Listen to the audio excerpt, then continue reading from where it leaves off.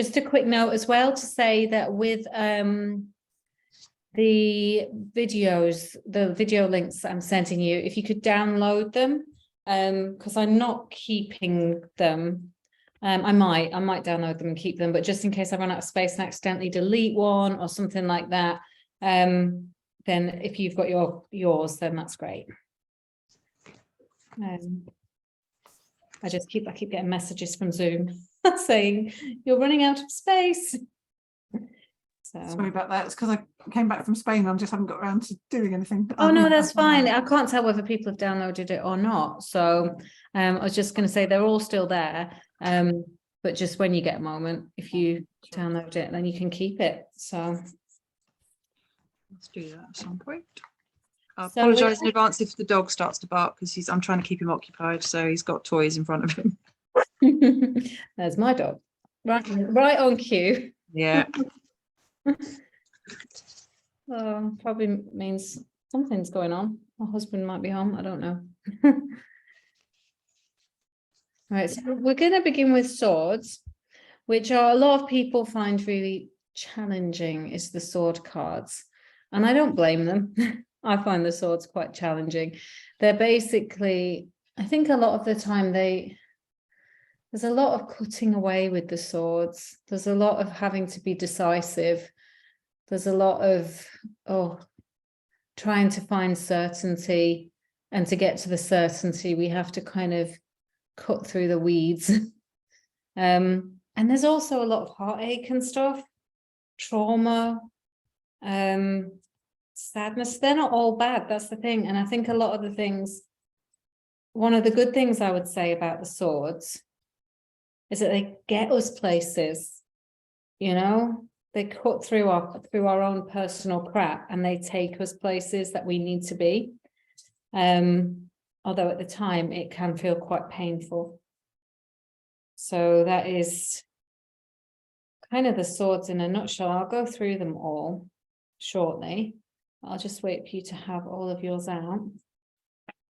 Don't worry too much about them being in the right order, because we're going to shuffle them and do a little exercise with them first. Okay. Got them sorted. Fabulous. Okay. Yeah, already. So I shall read from the Rebel Heart Guidebook what I wrote in there about the swords. So just bear with me a second. Right, the swords sometimes breeze through cheerily with thought, logic, and inspiration. At other times, they're a tornado of difficult change. They offer insight into the moments when we become alive with ideas, alongside the times in which we feel deep transformative struggle. The swords offer intellectual understanding and uncannily reflect our embedded blocks and difficulties. The promise of swords is determined, exacting, dark night of the soul style change, which I think is why like two of some of the most difficult cards of the deck are in the swords. We'll come to them.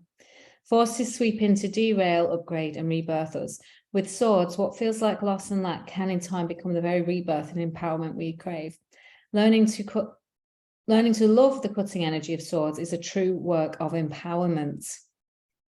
So, I mean, that's what I was saying about those two. I'm thinking the 3 of swords and the 10 of swords are like, they're really fierce cards. You know, I mean, there's a lot of tarot cards that are fierce, but I would say of the cards that I don't want to show up in a reading, it would certainly be the 3 and the 10. Hang on, Emil. Hang on. He was laughing at my picture. Oh, I'm so sorry that happened. I asked her to be nice to you. Do you gonna go back and play with her a moment? Can you guys just give me 1 minute and I'll add the time on at the end. Come on, sweetheart. Did you have a lovely time in Spain? I did, thanks. Yeah, I did. I didn't have any exercise, that's the only thing. Because my dad doesn't really walk much anymore, so and he loves his wine, so we just went to restaurants and things and just sat around drinking. Sounds good to me. I mean, it was nice, but 4 days after I've got to get up and do some exercise. Oh, bless you. So it was nice. I had lovely food, and yeah, I met some really nice people, so it was fun. Yeah. What about you? Have you had a busy week? Yes, it's been a very busy week. Very busy. Glad it's Friday. and have a couple of days to kind of rest and recuperate, I think. What have you been doing? Well, mostly work, as my dog decided to start barking. And I had awful news this week. My nan passed away on Wednesday, so it wasn't unexpected. She's been poorly in hospital for quite a while, bless her. So yeah, it's been personal, professional, quite stressful week. So glad to have a couple of days. So I expect swords are probably going to come up with that. It wouldn't surprise me in the slightest. Yes. Yeah, it's Sorry been about that. right. Right. I did myself a tiny reading this morning. Not this morning, this afternoon, just before I went back out after lunch. And I thought I'll do one major arcana and one minor just to see kind of how that influences it. And I got the star, but then I got the 10 of swords. So what does that say? I haven't done one today. Well, that will take you to, you know, the 10 of swords would lead sort of directly to the star. Oh, But really? they're both quite hardcore. Because Yeah. the star's about the alchemy, the transformation from the dirt to the gold, and the 10 of swords is very much the dirt. So, but sorry, what was I saying before I was interrupted? Those two cards they're more, I think, more shocking than like even the death card or the hanged man. When they come up, they are like take your breath, kind of unpleasant, and they are unpleasant. I'm not going to kind of pull, you know, tarot does reflect everything that it can reflect about life. And therefore we are going to sit sometimes with really tricky emotional stuff and difficult things and painful things. And there's always a softer way to look at it, because I always see the tarot cards as having almost like two meanings. So every single card for me contains two meanings. So one meaning is this is the truth, this is the darkness and the difficulty, or this is the truth of your situation. The other meaning is now you know about it, what you're going to do about it. Yeah. I never see it as hopeless or reckless. There's kind of that double-edged sword. So when you're looking at the cards, particularly difficult cards like the swords, it's helpful to bear that in mind. So, you know, once this light has been shone on something you find tricky, how can it change things? And what is the guidance of the card? So for example, with like the 10 of swords, it's like you're on your knees, you're on the floor, you're feeling somewhat destroyed. However, there is enlightenment just ahead. You know, if you look into the details and the symbology of the card, there is this next step is here, and you can get there even with that last ounce of your energy. So it has those two sides. So it'd be really interesting if, when you're looking at cards, perhaps as a little homework practice, something to be conscious of over the next few days, is to think about what are the two meanings that I'm seeing here. You know, what is the problem and what is the solution, and how is it embodied within one card? Okay, so let's start with a little exercise. So we have our swords to hand. Let's pull a sword card each and just see where that takes us. See, this would be quite a fun thing to do. So obviously in that other video, we were doing a major arcana and any minor arcana. It'd be quite interesting to do a major arcana and a sword, or a major arcana and a pentacle, you know. Depends as well on what you're, you can kind of sit with it in different ways. So obviously the swords they're about decisions and thought and the mind and logic. They are the element of air. I've got the 5 of swords. Yeah, that one's quite a difficult one too. Well, I mean, it looks difficult, you know. I find the positive. It's funny because I find it quite hopeful, because to me It is as well. Yeah, I see that light as like, oh, and it's an adventure I could have. You know, Yeah. might go somewhere really unknown and exciting if I let myself. Yeah, absolutely. What did you get, Becky? 6 of swords. And how do you feel about the imagery and things you've got there? It's not the worst of the swords. It's one that I do get quite often. I guess it's that it looks like you're moving out of something. Certainly the card I've got in front of me is there's been something obviously difficult. You're carrying that with you, but there's hope potentially coming out of it. The 6 of swords is actually comes out all the time. I think it might be my clientele tend to be women who are moving away from one thing and towards another thing. So Yeah. the Six of Swords is like heavy usage around these parts, but I guess that is true of whatever your kind of speciality is in tarot reading and who your clientele are, is how the cards are going to show up. But yeah, I get Six of Swords for clients and myself and friends a lot. And I got the Two of Swords.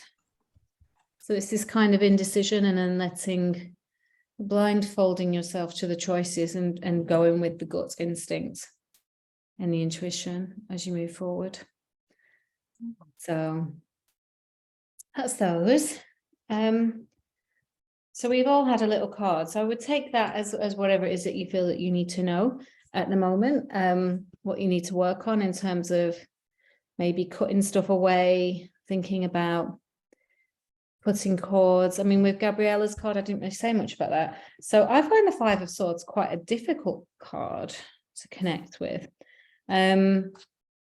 And Nikki got really carried away with the artwork on this. She just literally, it was one of the cards that I think I had like no input on. There was, most of them we did like together.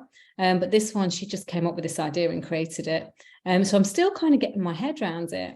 And sometimes I'm thinking, is the little raccoon person, are they escaping the UFO thingy?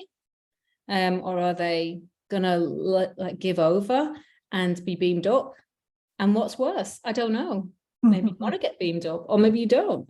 But either way, she has her power. She has her one sword. So the choice is really hers. It's whether you kind of go with it. And I think that's quite a far removed imagery from the traditional. And perhaps the meaning has shifted quite a bit too. But if you like it, then I would say trust your instincts and gut with that. It might be, and you like that light. Maybe there is part of you that needs to get beamed up or would quite like to get beamed up in some respect. Yeah, definitely. But yeah, I mean, there's a kind of heaviness in the swords, but the heaviness is tied up with cutting some of that heaviness away, I think. So I thought I'd do with each of the minor arcana, because they're so gritty, and I will go through each one of the cards. But I thought maybe to bring us into the energy of them, we'd do like a little meditation together, to bring us into the energy of each arcana. So with the swords, I might take a guide card, so you might hear me shuffling as I'm speaking. But what I would ask you to do is just get nice and comfortable. You can turn your screen off if you want. If you don't want me staring at you, just have some privacy. And I will just guide you through like a guided meditation in relation to the swords and how it, and whatever their message is to you at the moment. So it might go beyond the swords. It might be more of a kind of healing meditation or something that will help you grow or contemplate, but I can't possibly second guess where this will take you. So if we begin by putting our hands over our hearts, closing your eyes. If you are sat down, and make sure your feet are nice and firm on the floor. And we're going to just begin with 3 lovely, long, deep breaths. So in through the nose and out through the mouth.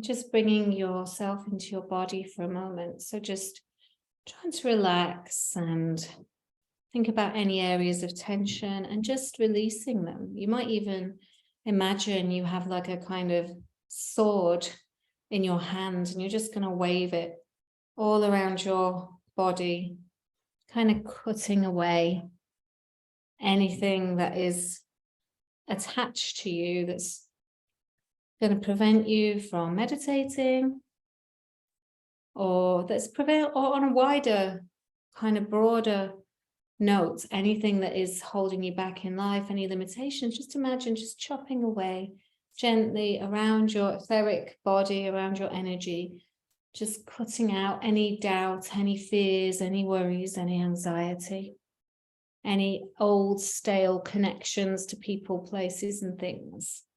And you don't really need to know precisely even what all of it, you don't need to name them in your head. You don't need to know the places, things, but just trusting that the swords will be magnetized to anything that's a little bit sticky and a little bit difficult, and will just help to cut that away, which may show up in life as changes within how you think, feel, and understand the world, just gently and over time. And we're going to move into a little visualization. So if you find visualization easy, then just go where it takes you in your mind. If you do not find that easy, then just listen to my words and get in where you can. Maybe think about your senses, the colors, the lights. Imagine it as a pictorial book if you can't quite imagine yourself fully immersed. But in whatever way feels good to you, I want you to picture, imagine, visualize that you're on a beautiful beach. And it's quite dark on this beach. You can just see a glimpse in the background, perhaps over the ocean, that the sun is just starting to rise. So you can see a slight lightness to the sky. But at the same time, you can see the stars and you can see the moon. It's a very clear, early morning. And breathing in the freshness of that air. It might feel like the kind of air, after there's been a rainstorm and suddenly the air just feels so much more airy, so much more fresh. And it's almost like the air in itself is full of power, the kind of power that a sword would wield. So when you breathe it in, it fills your entire body, and pushing out, you almost feel like you're releasing things. So letting go of worries, thoughts about what you might need to do, anxieties. This beautiful, refreshing, pure air. Breathing in, breathing out. And as you are gently walking down this beach, you might find yourself just paddling into the shallows a little, feeling the sand and the water beneath your bare feet, feeling connected to the earth, as at the same time with the sun beginning to rise and the stars and the moon, feeling connected to the celestial, to everything, and recognizing that this is quite a powerful moment of growth and of healing for you, and that sometimes within that growth and healing, we are called to witness our own pain or to make choices that will help lead us forward, but that require strong decisions, bold boundaries, and that require aspects of ourselves and our lives to drop away. So walking along the beach, paddling, gazing at the beauty all around you. Perhaps the first beginnings of the dawn chorus are starting to pipe up from the beach, is trees down the side of the sand. And as you look ahead, you glimpse something shiny standing tall in the sand, and you realize that it's a sword that's been shoved down deep so that you can see its hilt, its handle. And you recognize that this is your sword. It's a sword that for some reason you feel quite familiar with. You feel like it's part of your arsenal of tools, spiritual, mental, resilience tools. And that for whatever reason, it's ended up here, and perhaps you've forgotten about it, and maybe in some respects you haven't been utilizing it as much as you could be. And with a sword, it's a scary tool. It can be wielded in so many ways. It can be wielded to harm. You could accidentally harm yourself if you weren't careful with it. And perhaps that's why sometimes we step back from the swords, because we fear harming ourselves or others. And yet at the same time, the sword is essential to centering yourself within your own life. And so remembering that idea, the idea of becoming central, becoming sovereign, becoming the chooser and the decider and the creator of your own existence, you step towards the sword. Recognizing that when you're wielding the sword, it can feel heavy. It can feel like a responsibility. It can feel like something you'd probably rather not do and rush over and play with the cups instead, or the wands. But no, this sword is yours, and it's here for you to take and to respect and to work with. So placing your hands on the hilt, on the handle, you begin to draw it back out of the sand. And take a good look at it. It's completely unique to you. What metal is it made of? How heavy is it? How large is it? How is it engraved or not engraved? Does it have diamonds upon it, or is it very plain and simple? And imagine yourself just beginning to wield the sword, perhaps moving it through the air and feeling how that feels, the swish, the sound of the slicing. Perhaps holding it close to your chest, grateful that once again this tool has returned itself to you, recognizing its power.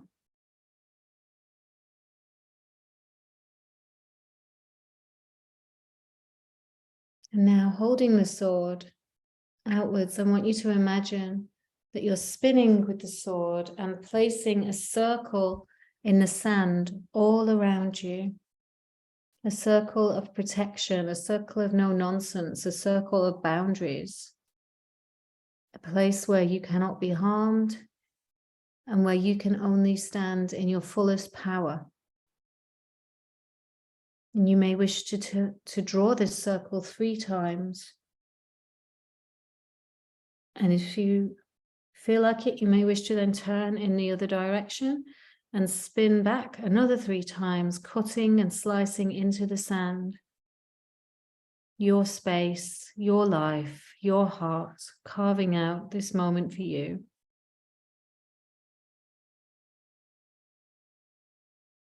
And for the swords are all about returning us to our power, recognizing those things that have harmed us and becoming greater as a result. So standing in this center of power that you have created with your tool, I want you to say either aloud, you're all muted, so that's you can speak aloud and nobody will hear you, or you may wish to say it in your head. I call back my power. I call back the power that I gave away and the power that was taken from me. And then breathe into it. I call back my power that was taken away, and I call back the power that was taken from me. I call back my power that I gave away, and I call back the power that has taken from me.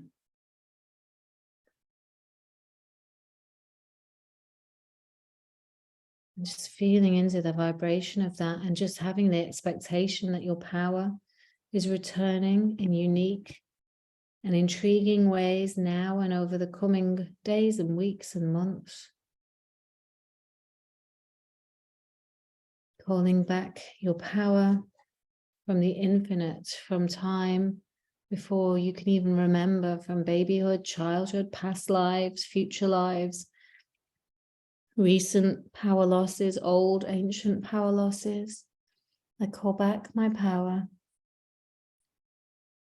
that I gave away, and I call back the power that was taken from me. And you might imagine little shards of power flying through the air, returning to you, finding their way back into your heart and your body and your soul.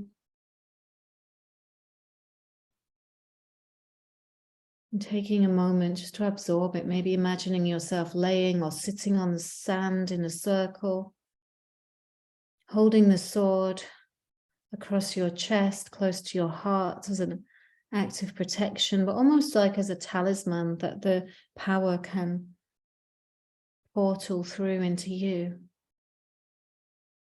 And feeling safe with the sword, recognizing its worth.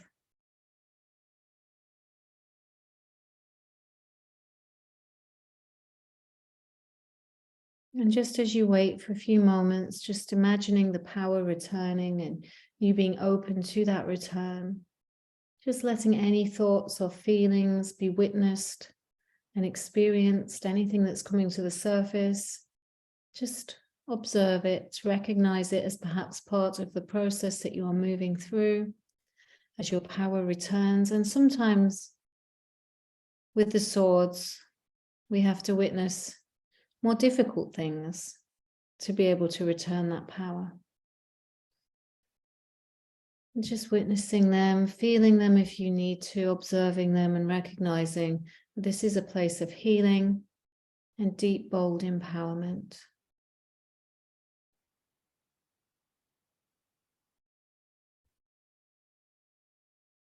Feeling supported and protected by the universe, perhaps feeling that there are loving guides and angels around you overseeing this important work.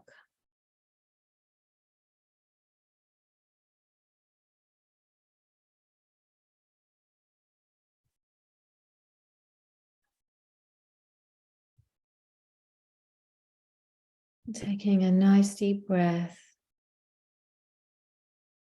feeling the slowing of the return of power, recognizing it will come in its own time, and now that it's been called, it will find its way to you over time. And perhaps imagining yourself sitting up and looking out over the ocean and noticing that the sun has risen a little bit more and the sky is lighter and you feel lighter alongside it. You feel brighter, and as if you're preparing for a new dawn. Magical new parts of your life coming together as you heal, giving thanks to the sword for allowing that healing to have taken place. And I want you to imagine that you're placing your sword into your sheath, which you are wearing on a belt that perhaps you haven't even realized. You're going to keep this now. This is your important tool of repowering, of recollection, of reincarnation, of your spirit and your soul, and of returned power. So whenever you're ready, stepping out of your circle, breathing in the fresh, powerful air, and walking back up the beach in the way you came, until the beach begins to fade away, and you find yourself back in your body, keeping your eyes closed for a moment, back in your space on your chair, bringing all of that gorgeous magic with you. Taking a few deep breaths, invigorating deep breaths that will help settle and calm and ground you.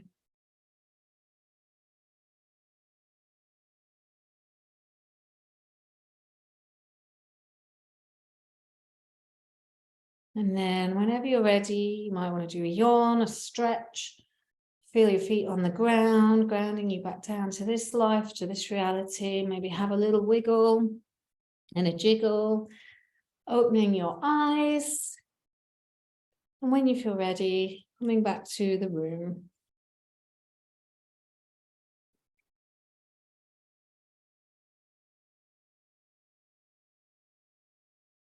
How was that for everybody? Loads of yawning. That's like, Yeah. you know, when you yawn a lot, people yawn a lot when they're having Reiki as well. Mm. Or any kind of healing. It's just like burping, yawning, needing to go for a wee, all seem to be kind of related to stuff being processed. Mm. About you, Becky?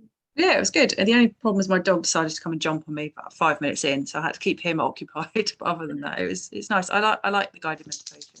There he is now. Good. Well, you can always go back and redo it at any point, once you've got the link.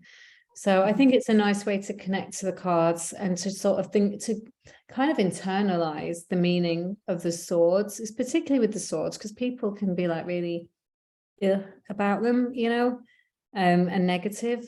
And I don't, you know, I understand that, because they are and sort of a bit negative, but they are getting you to the right place.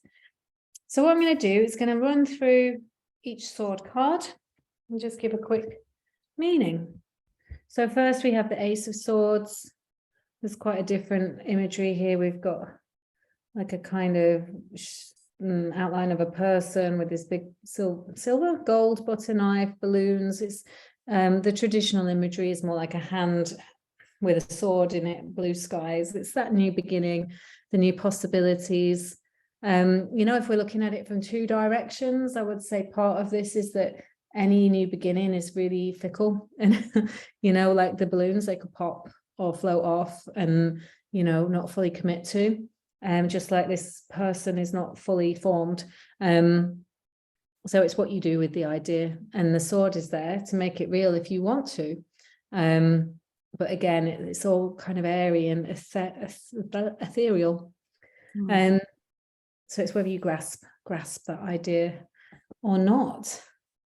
But yeah, new beginnings, generally, all the aces are sort of new beginnings, but just of different varieties.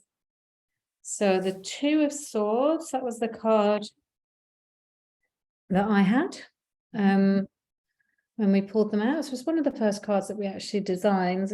This is Nikki, the artist. She's in loads of the cards. And we have the disco ball head, which I think is just fun. It kind of, there's the mirror ball, isn't it? It's got all those potentials within it. Like every single little square of glass is another way of looking at the world. But what this person has perhaps been doing is walking along these swords and trying to walk along the tracks that other people have laid for them, which is really difficult and actually is perhaps not their truth. And what they need to do is stop looking at the tracks that other people have laid and go inward, perhaps visit some of these spectacular mirror ball squares and different perceptions and different ways of seeing life. And there's a kind of a businessy, I like that she's sort of wearing a business suit. It's like she does mean business, even though she's not certain. She knows she's going to get there in the end. And there's a kind of a cliff edge thing going on there too, which I think sometimes would feel like when you're in that space of making a decision, it can feel like really vital, like, you know, life depends on it, when in actual fact, possibly not, and everything's going to get you in the right direction anyway, eventually. Okay, so the Three of Swords. Yeah, people don't like this one. Right, so this was Nikki's had I think it was an ox's heart years ago that she just stabbed with lots of things. And I said, please, can we use your ox's heart for this card? And she tells this story really gleefully. But yeah, the original imagery is really stark. So it looks like a heart. I mean, this is obviously kind of filtered out with different colors, so it doesn't look quite so grotesque.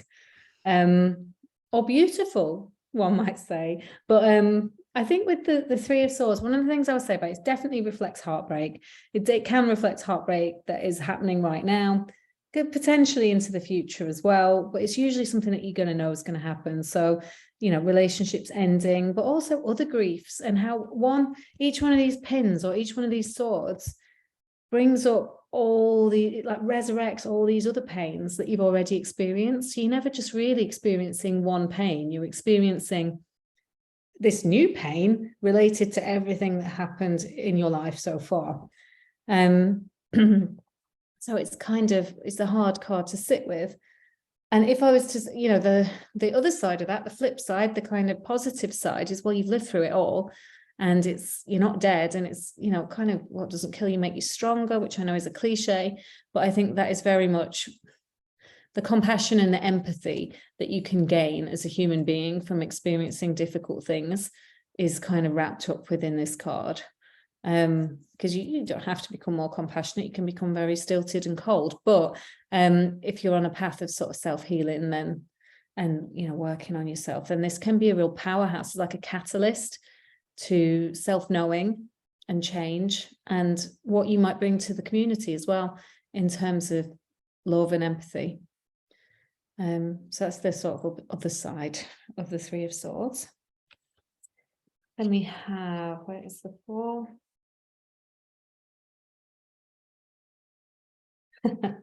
The 4 of Swords. Now this just makes me laugh because this photo was taken in my garden in like October on my kids' deflated paddling pool, which Nikki's obviously replaced with some lovely swimming pool water, wearing my husband's work kit just on a Saturday morning, just completely random. The neighbours probably think we're into all kinds of freaky stuff. I don't know, just laughing our heads off. Like, I don't know how you would, like, there's no explanation. I just like to imagine what they were thinking. But yeah, this was a whole photo shoot thing we did. But yeah, the meaning behind the 4 of Swords is just, it's the need to rest. So when we're experiencing all these kind of difficulties and strains and anxieties and the stuff of life, we just need to desperately rest. The flip side being, if you don't, you're going to get ill, you're going to suffer more, you're going to become more anxious and more stressed, basically. And the thing is, she has kept one of her, she's got a big sore there, so she's still slightly keeping her foot in terms of getting stuff done, but she's just put a lot of things down over here on the other lilo. So 4 of Swords is really about, you need to rest before you are forced to. Okay, the 5 of Swords is battle and conflict. In this instance, she's conflicted and battling with a UFO alien spaceship, but it might be that you're battling with other people's opinions or things that are alien to you, or trying to actually reclaim your truth as being more important, and recognizing that you are to a certain extent the black sheep, or it's choosing your own choices, I guess, in some respects, and supporting them even when you feel completely like bowed out and knackered and on the floor. She still has her choice, she still has her sword. So it's finding the will to do whatever feels right, whether it's going off with the UFO because they're the people who feel better, or running and escaping. It's that kind of how you deal with conflict, particularly when you're already feeling slightly defeated. That's kind of cute. Little raccoon-headed person. So we have, that was 5, so number 6. So as we discussed before, for me, this is very much, it's you're not where you were, you're not where you're going, you're on this lake in the middle of no man's land, and it can feel really frustrating. The thing with this card is the traditional imagery often has like an angel flying overhead or something like that, which is sort of guiding you. We have like a little light lamp on a table, but you're being guided forward. Even if it doesn't feel like it, you can feel kind of low energy with this card. But what I always say when it comes up is this is the perfect time to source yourself, get to know who you are, do some research, read the right books, do some self-help, do all the self-love and me time stuff that feels is going to build you up, so that when you do get to your destination, because you are on a boat and you are on the way to a destination, that you'll be really, really, really ready for it. That's kind of that card for me. So that's the 6. Number 7. 7 of Swords is like, there's a lot of guilt and shame pulled into this card, but at the same time, the path ahead is open and clear. So where is the guilt and shame coming from? Is it coming from other people's opinions, expectations, things you were told as a child? And how can you dump that guilt and shame, which is what's happening here with these 2 swords, and move on really fast past it?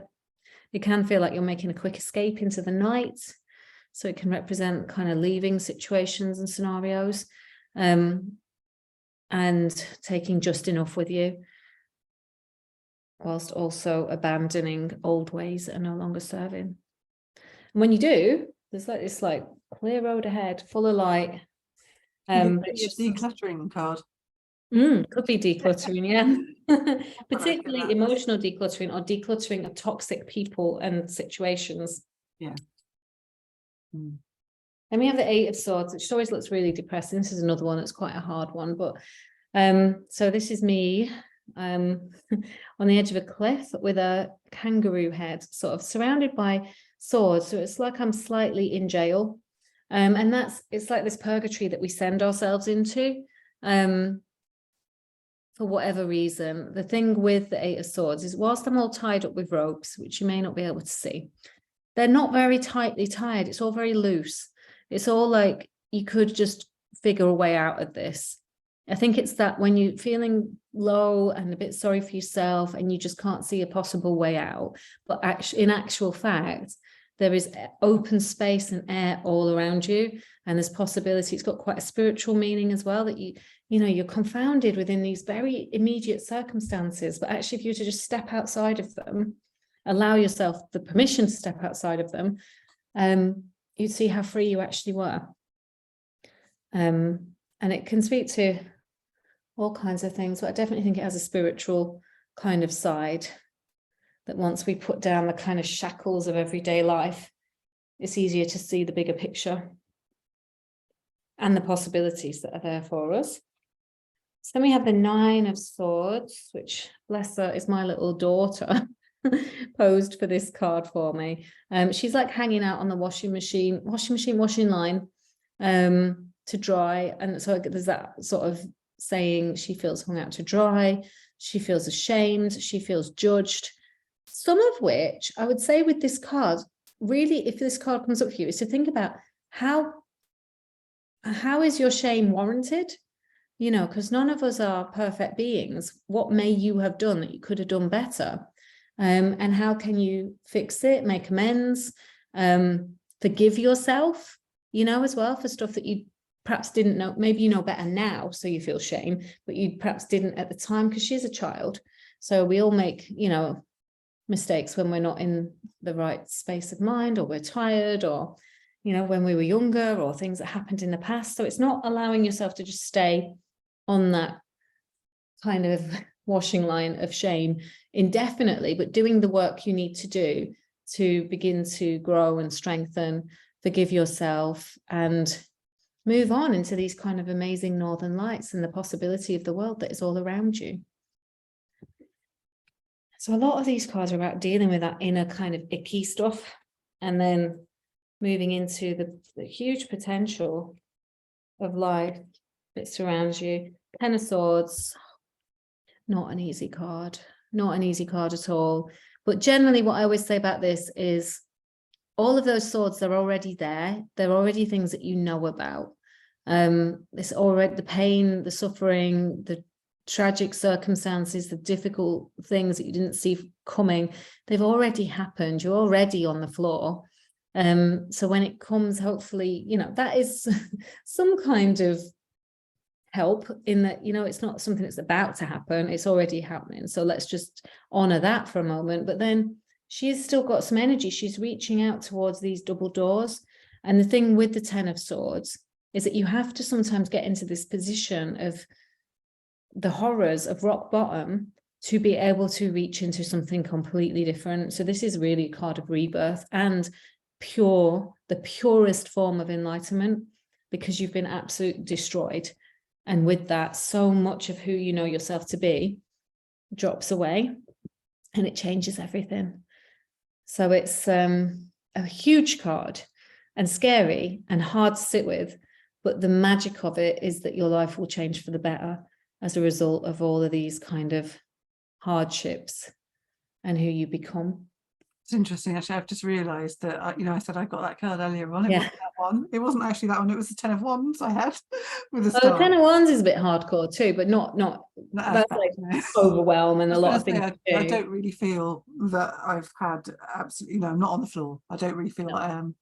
No, the there. 10 of Wands is a different kind of exhaustion, Yeah. like much more easy to deal with. Just Yeah. put some things down, don't do everything on your to-do list. That's 10 it. of Swords, however, is like, yeah, the only way out of this is Awesome. through those doors and Mm. into enlightenment. Yes. It's hard card, but you know, people would already generally recognize their lives were pretty hard at that point. Yeah. So then we have the Page of Swords, which is this lovely squirrel-headed lady, stood on some clovers. She's experimental, she's expressive, she's figuring out who she is. So with the pages, kings, queens, knights, I always say bring them to yourself. Don't try to figure out who they are in your life. Just think, who is this to me? So in this instance, who is this brightly colored person? It's somebody who's young, who's using her ideas. Well, not young, the youthful part of yourself, who is expressing herself in new ways. And being experimental and curious. Perhaps It's a good card, I'd say. Definitely. it's a what, sorry? A really good card. I like Yeah. that. Yeah, it's like out of all of them, it's finally we've found something quite light. It's a lovely card. Of just being curious about who you are, and also, I guess, putting boundaries in place to support who you are becoming. Then we have the Knight of Swords, who's Nikki's husband. So we managed to get him into the car. So he's like a rhino-headed dude on a motorbike. So for me, this is that the knights are like always on a mission. They're always on a journey. They're that determined masculine energy to get somewhere and get there now. And even though there's trees and woods all around him, he's just blinkered. He's on a mission. He's not looking to the side. He's not distracted. He's just moving towards the things that he wants. And he's doing it with power. He has support. So he has his motorbike. So he's not just walking or running. He's literally employing the fastest way possible. So I guess be careful that if you are on kind of fast forward, that you don't trip up or kind of miss fine details. But at the same time, there is a gorgeousness to that kind of brutal determination. And then Queen of Swords, who's Nikki's friend Lexi, who I don't know if you would know her, Gabriella. She's on Instagram and is an artist, I believe. And I've met her. She's lovely. She's here kind of, she's just this profound self-knowing. And I think once you've been through all of these swords and the kind of journey that they put you on, you come to this place, which is this character in this card she's a feisty broad is what I want to say. She's somebody who absolutely knows herself, and you want to be around her, you want to be in her energy, and she will let you in if you're not going to take the piss, basically. She has these swords kind of crossed, well, not quite crossed, but kind of held up aloft. She's not going to take any nonsense. She's only going to be her best self with the people who she honors within her space, and she's not going to put up with anything less than, you know, the kind of highest expectations she has of herself. So she has all this wisdom. She's not necessarily running around sharing it. And she might be quite an intimidating character, but that's just because she knows herself so very well. But also, yeah, full of compassion, but wielded very carefully, I would say. And then we have final one, King of Swords. So Nikki's son with a snow leopard on his head. There's an iciness about it. There's a certainty, a power. You know, he kind of has the sword going up between his legs, you know, almost covering all his chakra points. He's just in this place of masculine security and knowing, which, you know, it doesn't matter if the cards are masculine or feminine, we can still embody them and what they are giving to us at any moment. But he's just, I know what I want, and I know how things should go, and I am sovereign of my own life, and I will advise you if you ask for it. So he can represent, I guess, that kind of huge colossal certainty that most of us don't often feel that we have. So if this card comes out, it might be like reminding you that you kind of already know. I think a lot of the time we do know what it is we want, we just muddy it. So it's that finding ways to just pierce through our own crap and just be that strong, bold, decisive wisdom keeper that this person is. So those are our swords. Any questions? Yeah, I was wondering, do you ever just sit there with, say, a pack of swords? Like when you want to know, let's see, what these are more about not your emotions so much, but about struggles and things like that. So if you're feeling, you personally, if you're feeling that you're struggling with something, do you ever just take a set of swords or a set of any minor arcana? I think it's a good thing to do whilst you're practicing. And if you fancy doing it, it's not something I've done. I would say do it as like a little homework exercise. Right. But because the swords because that would be me setting an expectation that the swords are the right answer. Yeah. But if I was in a predicament or a muddle, what if the swords weren't the right answer at all?